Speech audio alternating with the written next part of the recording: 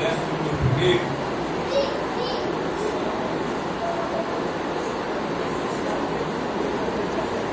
Atos dos Apóstolos, capítulo 9, o verso número 1. Amém? Glória a Deus. Amém. O versículo 1 vai dizer assim: e Saulo, respirando ainda ameaças e mortes contra os discípulos do Senhor, dirigiu-se ao sumo sacerdote e pediu-lhe cartas para Damasco, para as sinagogas, a fim de que se encontrasse alguns daquela seita, quer homens, quer mulheres, os conduzisse preso a Jerusalém. E indo no caminho, aconteceu que, chegando perto de Damasco, subitamente o cercou um resplendor de luz do céu. Verso 4: e caindo em terra, ouviu uma voz que lhe dizia: Saulo, Saulo, por que me persegues? E ele disse: quem és, Senhor? E disse o Senhor: eu sou Jesus, a quem tu persegues. Duro é para ti recalcitrar contra os aguilhões. E ele, tremendo e atônito, disse: Senhor, que queres que faça? E disse-lhe o Senhor: levanta-te e entra na cidade, e lá te será dito o que convém fazer. E os varões que iam com ele pararam espantados, ouvindo a voz, mas não vendo a ninguém. E Saulo levantou-se da terra e, abrindo os olhos, não via a ninguém. E, guiando pela mão, conduziram a Damasco. E esteve 3 dias sem ver, e não comeu, e nem bebeu. Verso 13, 14 e 15, para a gente terminar. E respondeu Ananias: Senhor, de muitos ouvi acerca deste homem, quantos males tem feito aos teus santos em Jerusalém. E aqui tem poder dos principais dos sacerdotes para prender a todos os que invocam o teu nome. Disse-lhe, porém, o Senhor: vai, porque este é para mim um vaso escolhido para levar o meu nome diante dos gentios e dos reis e dos filhos de Israel. Você se aceita glorificar? Amém. Culto de libertação. Nada melhor que um texto como esse para falar de libertação. Atos dos Apóstolos vai ser escrito por um homem chamado Lucas, um médico grego, que agora ele vai se converter ao cristianismo. Ele vai dizer que Atos dos Apóstolos é direcionado a um homem chamado Teófilo, um homem que tinha uma grande superioridade entre os romanos, um homem que exercia um grande cargo político naquela época. Lucas vai escrever um texto e vai enviar esse texto a esse homem. E esse texto agora ele chega em nossas mãos. Atos dos Apóstolos, muito conhecido esse livro, descreve a narrativa do Pentecostes.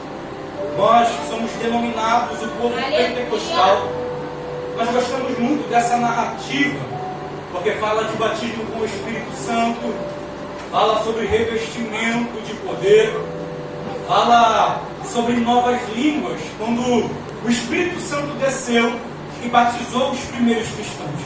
Essa é a narrativa do povo pentecostal. É daqui que o povo tira essa doutrina, esse fogo, essa unção emana do livro de Atos dos Apóstolos. A Bíblia vai dizer que após a morte de Jesus ele vai ser visto depois de sua ressurreição por um período de 40 dias com os seus discípulos. A Bíblia vai dizer que nesse período Jesus falou com os discípulos a respeito do reino dos céus. Depois que o Espírito Santo vai descer sobre a igreja de Atos, a Bíblia vai dizer que os discípulos nunca mais foram o mesmo. Depois que o revestimento do Espírito Santo desceu sobre a vida de Pedro, João, Tiago, os demais apóstolos, a vida desses homens nunca mais foi a mesma. Antes do Espírito Santo, Pedro era alguém truculento. Antes do Espírito Santo, Pedro negou Jesus. Antes do Espírito Santo descer sobre a vida de Pedro, Pedro era um homem que vivia entre altos e baixos. Mas depois que o Espírito Santo desce sobre a vida de Pedro, nós vemos Pedro pregando um sermão e alcançando cerca de 3.000 almas, entrando na sinagoga, no templo e fazendo o paralítico levantar. Após Pedro ser cheio do Espírito Santo, a vida dele nunca mais é a mesma. É aí que a Bíblia vai começar a dizer que a igreja vai começar a experimentar um tempo de crescimento. Esse crescimento era tão grande que a Bíblia vai dizer que o Espírito Santo alcançava não somente os gentios, mas até grande parte dos sacerdotes, alguns fariseus, já obedeciam à fé. É nesse tempo que a igreja vai começar a passar por um período de grande perseguição. Alguns homens vão se levantar para perseguir a igreja de Jesus Cristo. Alguns homens vão se levantar para perseguir a igreja de Atos dos Apóstolos. A Bíblia vai dizer que primeiro se levanta o Sinédrio. O Sinédrio tenta calar o apóstolo Pedro, mas o apóstolo Pedro, movido com o Espírito Santo, ele vai fazer uma oração. E nessa oração, o apóstolo Pedro vai pedir ousadia para continuar pregando a palavra do Senhor. Há uma grande diferença da igreja primitiva para algumas pessoas do tempo presente. Há uma grande diferença para a igreja primitiva do que a geração atual. A igreja primitiva apanhava e ficava feliz. A igreja primitiva era açoitada e depois do açoite se alegrava, porque eles tinham uma esperança viva, e essa esperança era o céu. A perseguição não parava essa igreja, os leões não paravam essa igreja. Alguns homens, sendo feitos de tocha humana, não tinham o poder de parar a igreja de Atos dos Apóstolos. A igreja estava crescendo de tal modo que a Bíblia vai dizer que até onde Pedro passava, a sua sombra curava. A Bíblia vai dizer que estava acontecendo um grande avivamento, até que o Sinédrio se levanta, os sacerdotes se levantam contra a igreja de Atos dos Apóstolos, e vai morrer o primeiro mártir da igreja, um homem chamado Estevão. A Bíblia vai dizer que Estevão pregava com tanta graça, tanto poder do Espírito Santo, que os sacerdotes não poderiam resistir ao Espírito que esse homem pregava. A Bíblia vai dizer que eles vão matar Estevão. E quando Estevão é morto, Saulo de Tarso, ele está presente. A Bíblia diz que ele segurava as vestes daqueles que apedrejavam a Estevão. A igreja não vai parar com essa perseguição. É aí que a Bíblia diz que a igreja começa a sair de Jerusalém, e ela começa a pregar Samaria. A igreja começa a avançar, porque é interessante notar que quanto mais batia nessa igreja, mais essa igreja crescia. Quanto mais se perseguia esse povo, mais esse povo buscava. Quanto mais tentavam calar esse povo, mais esse povo proclamava o nome do Senhor. E isso vai perturbar Saulo de Tarso. A Bíblia vai dizer que Saulo perseguia a igreja de tal forma que Saulo entrava nas casas dos cristãos, pegava homens e mulheres e arrastava esses homens pelas ruas, conduzia a Jerusalém e colocava os cristãos nas prisões. A Bíblia vai dizer que Saulo entrava nas sinagogas. Nas sinagogas, ele pegava os crentes e os obrigava a blasfemar. Para você entender o que eu estou querendo te passar, imagina nós estarmos aqui adorando a Deus e entrar um ajuntamento de homens, olhar para nós, ministério, nega Jesus senão eu te mato. Olhar para os jovens e dizer, nega Jesus senão eu te mato. Olhar para a igreja e dizer, neguem ao Senhor, senão eu vos mato. Era isso que o apóstolo Paulo fazia. Ele perseguia a igreja. E a Bíblia usa uma expressão que diz que ele assolava, ele destruía a igreja. Esse homem estava enfurecido contra o caminho do Senhor. Esse homem estava enfurecido contra a igreja. Pensa no homem mau, Saulo de Tarso. Pensa no homem ruim, Saulo de Tarso. Pensa num cabra que dava trabalho à igreja, Saulo de Tarso. Só que eu vejo algo lindo. Deus tinha um projeto na vida desse homem. Aleluia. Tem gente que é mal, mas Deus enxerga ele como pastor. Aleluia. Tem gente que hoje se encontra na posição de prostituta, mas Deus enxerga como missionário. Aleluia. Tem gente que hoje se encontra na posição de traficante, mas Deus o enxerga como pastor. Deus tinha um projeto para a vida de Saulo.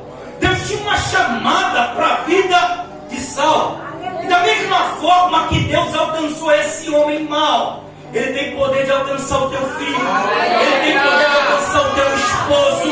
Ele tem poder de alcançar os teus irmãos. Ele tem poder de alcançar a tua casa.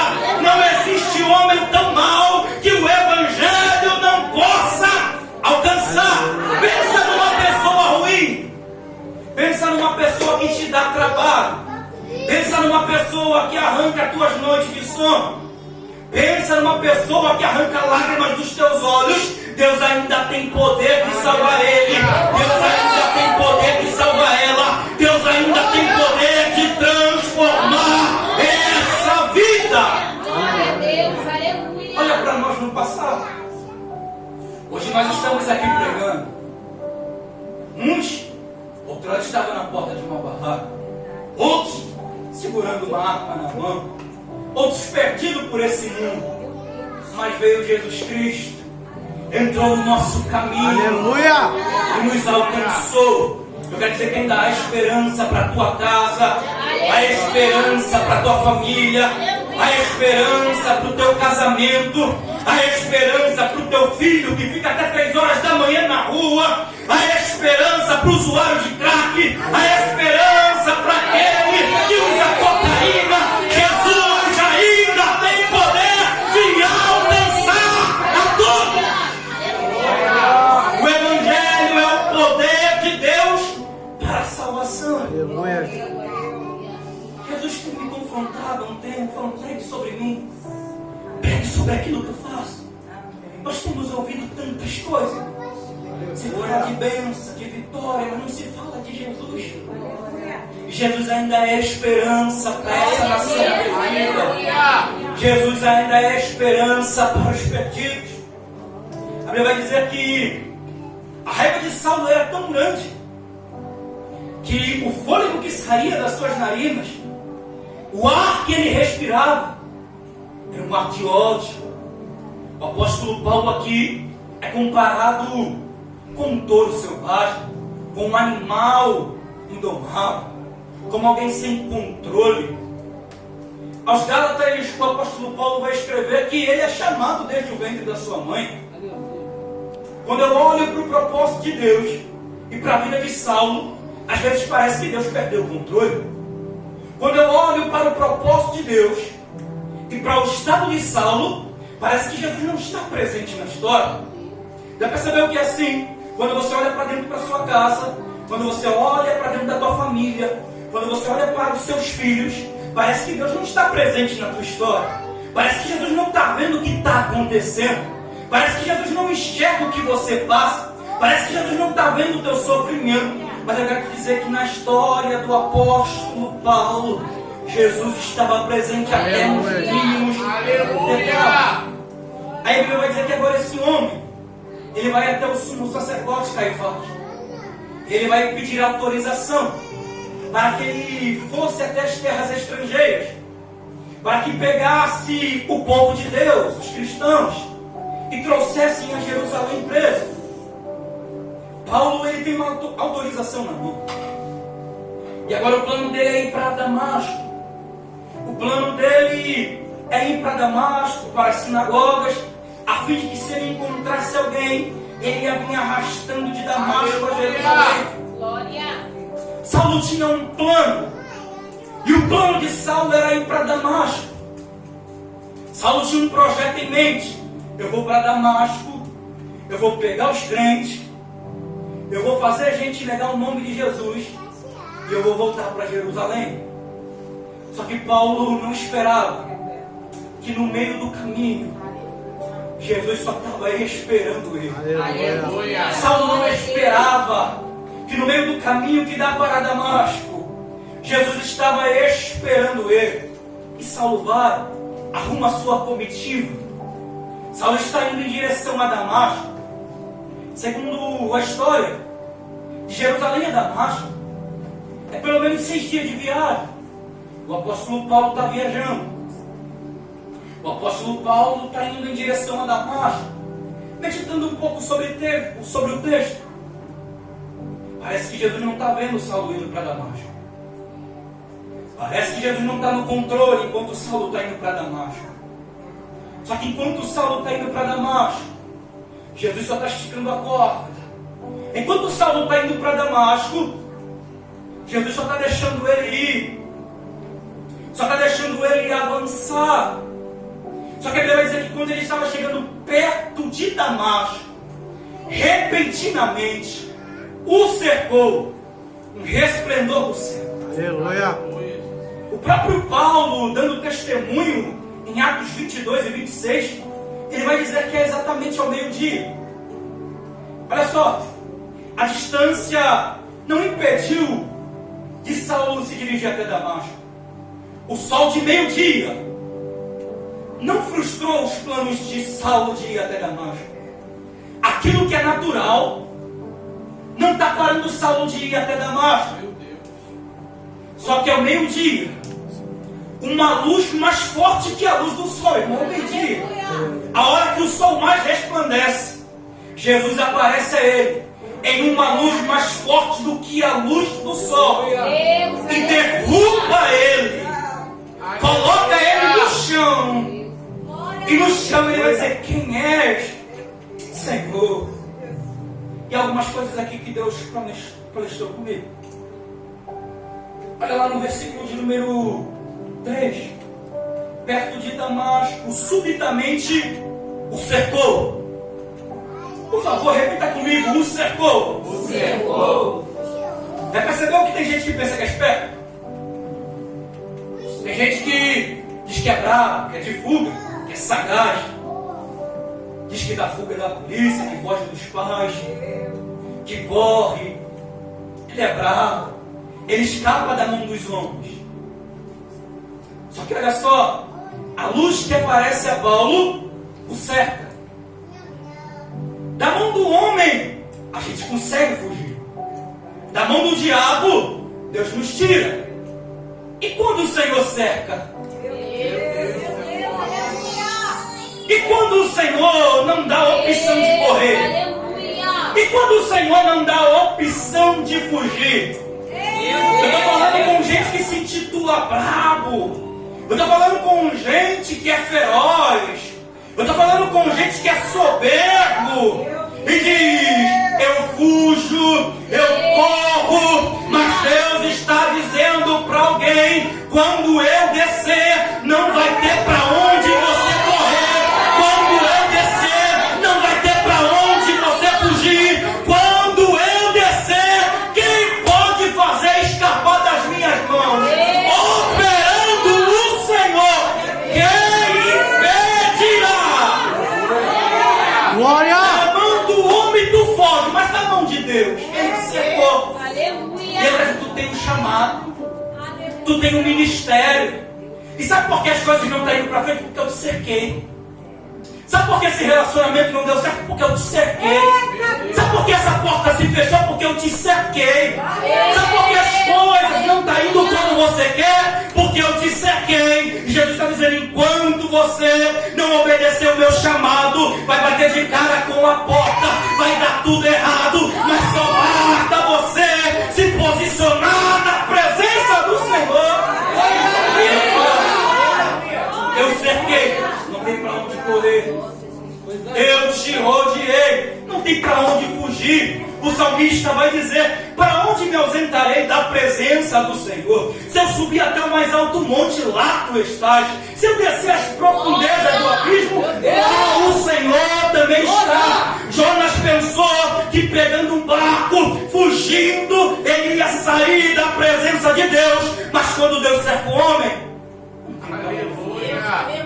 Deus.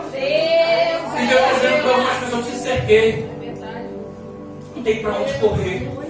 Tu é escolhido, tu tem ministério, tu tem chamada.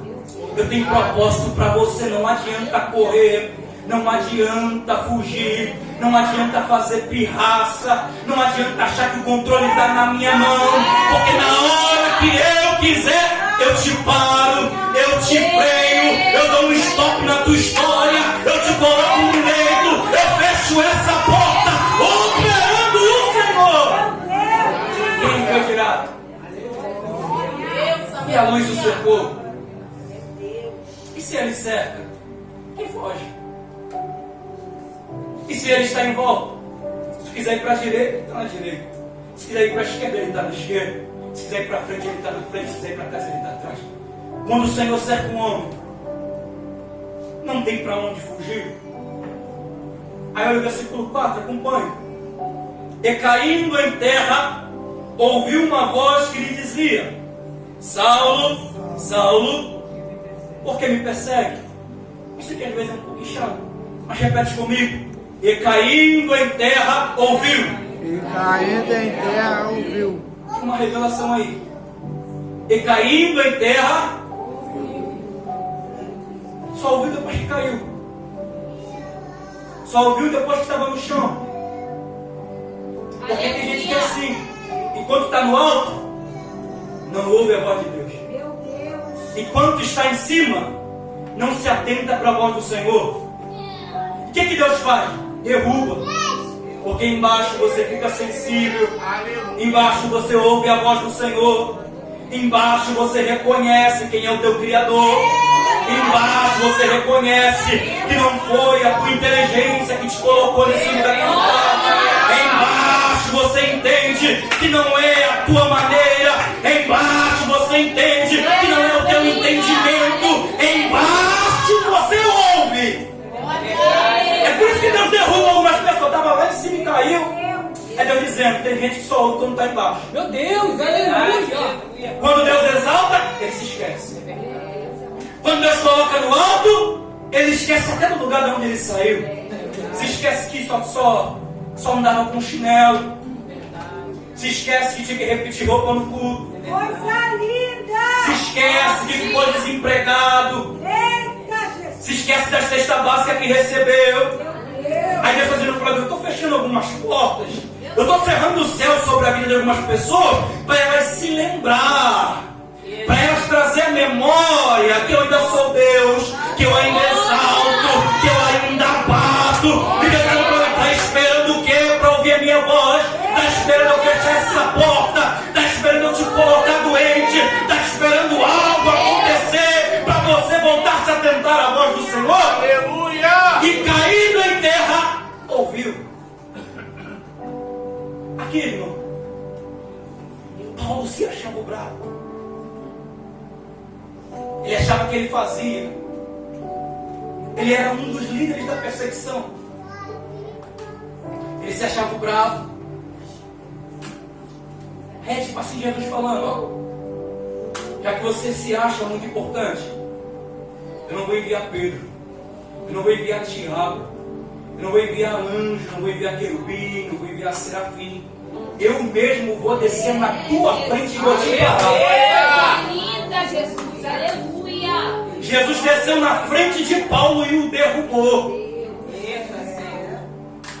Repete comigo. Quem não vem pelo amor? Quem não vem pelo amor, Vem pela dor. vem pela dor. Irmão, olha só.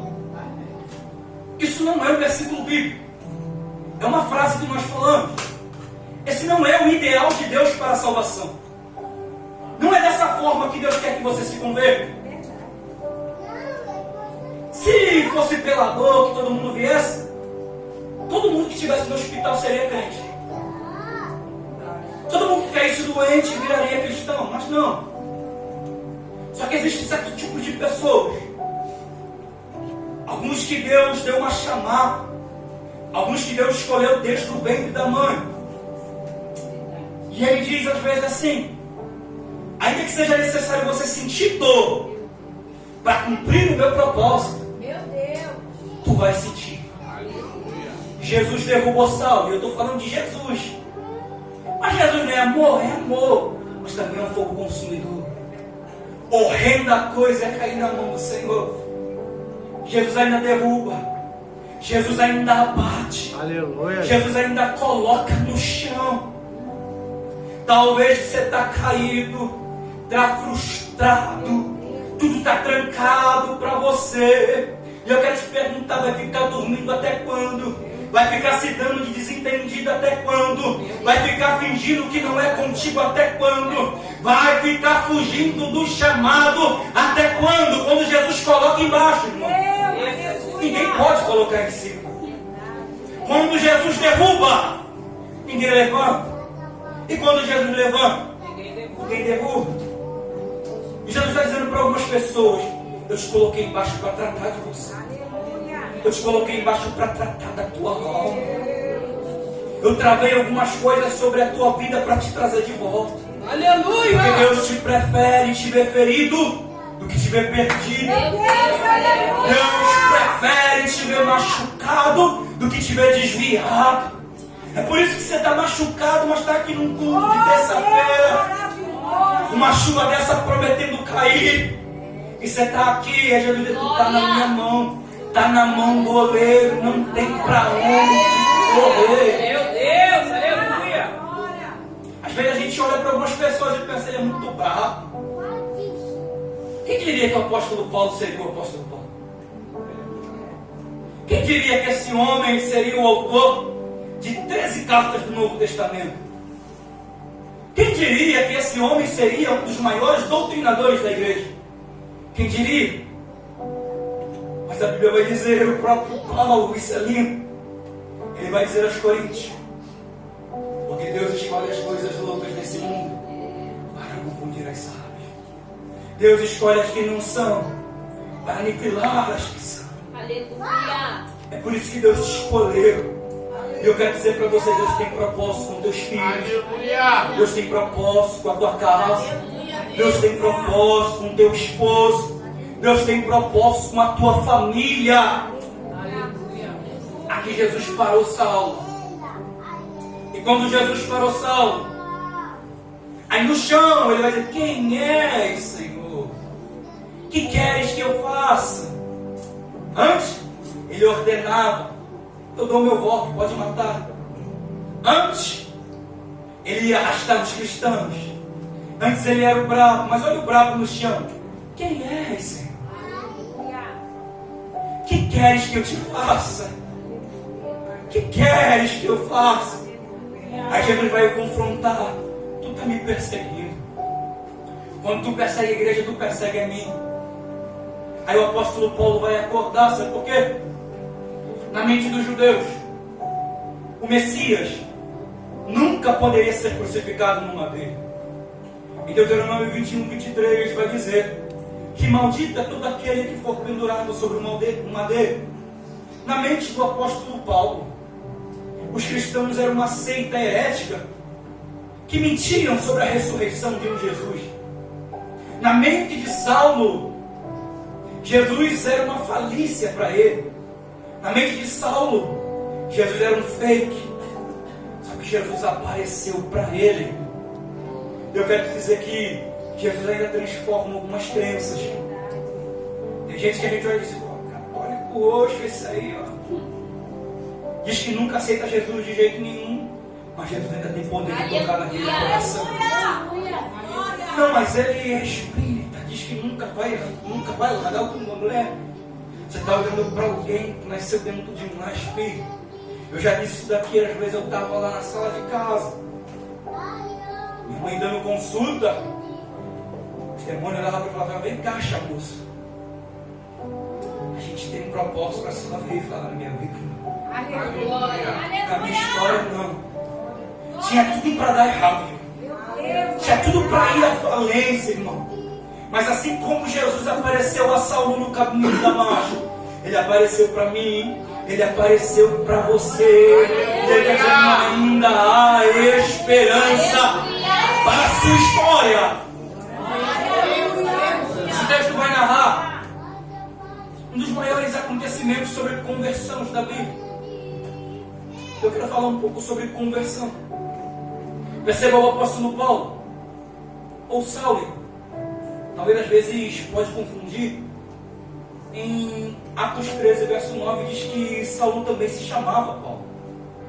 Então, não há esse negócio de Deus mudou o nome de Saulo para Paulo. Está escrito lá, Atos 13, 9, que Saulo também se chamava Paulo. Devido a ele haver duas nacionalidades, ele tinha esses dois nomes. Como eu estava dizendo sobre conversão, olha o comportamento de Saulo antes e depois da conversão. Antes da conversão, ele arrastava as pessoas. Antes da conversão, ele pedia carta para acorrentar pessoas. E depois da conversão, ele não pede carta para acorrentar, mas ele escreve cartas para libertar. Aleluia! Ele escreve cartas para transformar. Antes da conversão, ele respirava ódio. Depois da conversão, em 1 Coríntios, capítulo de número 13, ele vai narrar um dos textos mais belos sobre o amor. Lá ele vai dizer que ainda que eu falasse a língua dos homens ou dos anjos e não tivesse amor, de nada eu seria. Antes da conversão, ele odiava os cristãos. E depois da conversão, ele passa a amar os cristãos. Então a conversão traz mudança de comportamento. Glória a Deus! A conversão muda o nosso caráter. Se eu digo que eu aceitei Jesus e os meus comportamentos são o mesmo do passado, talvez eu não aceitei Jesus. Se eu digo que aceitei Jesus e continuo vivendo a vida que eu vivia antes de aceitar Jesus, talvez eu nunca vi Jesus. Se alguém diz para você que aceitou Jesus e continua fazendo as coisas que fazia antes de aceitar Jesus, talvez ele nunca viu a Jesus. Porque quem conhece Jesus, quem tem um encontro com Jesus, Glória! nunca mais continua Aleluia! sendo a mesma pessoa. Quem tem um encontro com Jesus é diferente. Quem tem um encontro com Jesus fala diferente. Quem tem um encontro com Jesus se veste diferente. Quem tem um encontro com Jesus se comporta diferente. Conversão traz transformação. Se eu digo que eu me encontrei com Jesus e continuo mentindo, eu não me encontrei com Jesus. Se eu digo que eu encontrei Jesus, se eu digo que eu me converti e continuo xingando, eu não encontrei Jesus. Se eu digo que conheci Jesus e continuo pecando nos mesmos pecados que eu pecava antes de conhecer Jesus, eu não conheci Jesus. A verdadeira conversão traz transformação. A verdadeira conversão traz mudança de caráter. A verdadeira conversão transforma. Quando uma pessoa de fato se converteu, quem olha para ela vai olhar e vai dizer: olha, você não é mais o mesmo. Aleluia! Você não é mais como antigamente. Antigamente, se alguém te estressava, você brigava. Mas agora tu tem os frutos do Espírito Santo. Oh, aleluia! Quem tem um encontro com Jesus não continua sendo o mesmo. Após esse encontro com Jesus, a vida de Saulo foi totalmente mudada. Ele vai dizer que quando Jesus aparece a ele nesse resplendor de luz, ele vai cair no chão. E ele vai ficar cego por um período de 3 dias. Ele vai ficar um período de 3 dias sem comer e sem beber. Ele vai dizer que agora Deus, ele vai aparecer até um homem, Jesus Cristo, na verdade, aparece um homem chamado Ananias. Um homem zeloso, um homem que tinha um bom testemunho. Aí Deus vai dizer para ele: olha, levanta-te e vai à rua chamada direita. Ananias, quando ouve o chamado do Senhor, disse: eis-me aqui. Mas Jesus fala: levanta-te, vai à rua chamada direita e procura por um homem chamado Tarso, Saulo de Tarso, porque ele está orando. Quando Ananias ouve Saulo de Tarso, ele talvez olhou para Jesus e disse: Jesus, acho que você leva. Esse homem mata crente. Esse homem aí arrasta as pessoas pelas ruas. Será que eu devo orar por esse homem mesmo? É esse homem que o Senhor está me enviando até ele? É esse homem que o Senhor está mandando eu pregar para ele? Aleluia! Porque a gente, quando está na igreja, irmão, a gente ora: Senhor, envia o pecador. Senhor, envia um traficante. Senhor, envia um bandido. Aí quando o bandido entra, tem gente que corre para um lado. Aí quando o bandido entra, tem gente que corre para o outro. É esse mesmo que o Senhor está enviando? Ele está dizendo, Deus ainda envia pessoas problemáticas para a igreja tratar. Antes tu era um problema. Antes tu era uma tempestade na vida de alguém. Mas olha eu e você aqui, dando glória, aleluia ao Senhor. Eu quero liberar algo profético. Eu sei que nem todos vai receber. Deus vai enviar algumas pessoas problemáticas para você cuidar. Deus vai enviar algumas pessoas difíceis para você tratar. É complicado, mas eu vou colocar na tua frente para te discipular. Queria te matar, mas é você que vai pregar para ele. Queria te acorrentar, mas é você que vai evangelizar ele. Falava mal de você, mas é você que vai discipular ele. Isso é evangelho. Está preparado para ser usado por Deus? Deixa Deus te usar para algumas pessoas problemáticas. Diante de algumas pessoas problemáticas, tem gente que nem dá ouvido, mas esse é o evangelho. O evangelho é cuidar de pessoas feridas, cuidar de pessoas problemáticas. Eis aqui um ex-problemático. Antes eu era problemático, mas agora às vezes Deus me usa para dar algumas soluções. Tem Coríntios de Fogo que diz que quem te deu trabalho vai te dar prazer. Hoje arranca a lágrima dos teus olhos. Amanhã vai fazer você chorar de alegria quando veio. Hoje te traz tristeza, mas Jesus está dizendo, eu vou descer na frente dele. E quem te trouxe tristeza te trará alegria.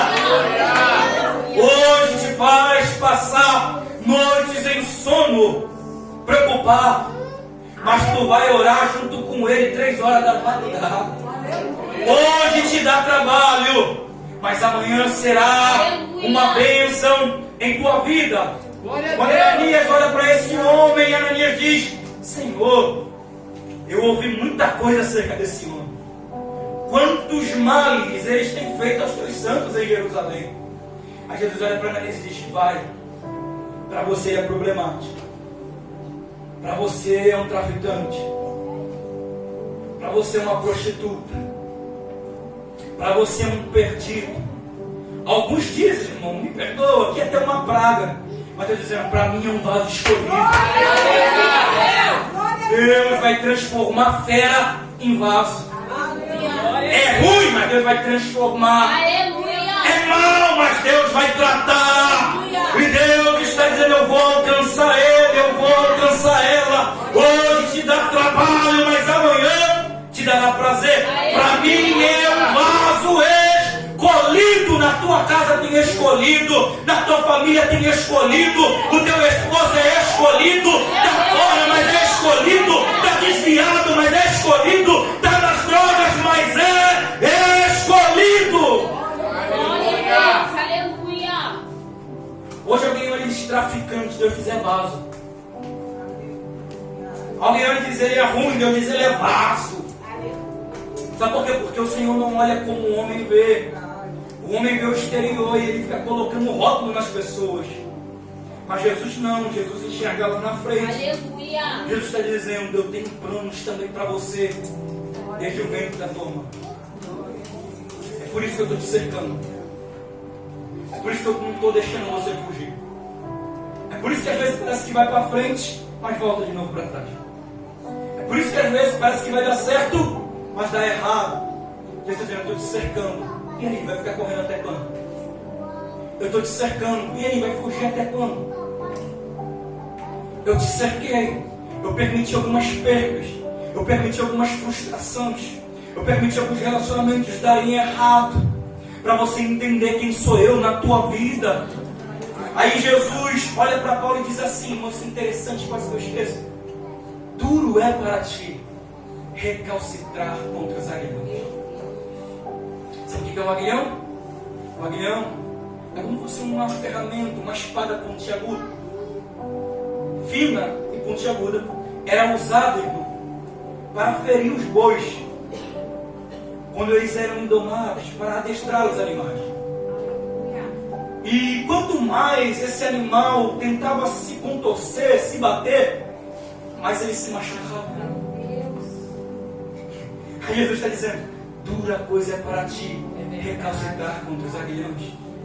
Quanto mais tu foge, mais tu se machuca. Meu Deus. Quanto mais tu corre, mais tu se fere. Quanto mais tu tenta, mais as feridas vão se abrindo dentro do teu coração, mais as frustrações vão chegando, mais as feridas vão sendo abertas. E Jesus está dizendo para alguém: vai ficar dando soco em ponta de faca até quando?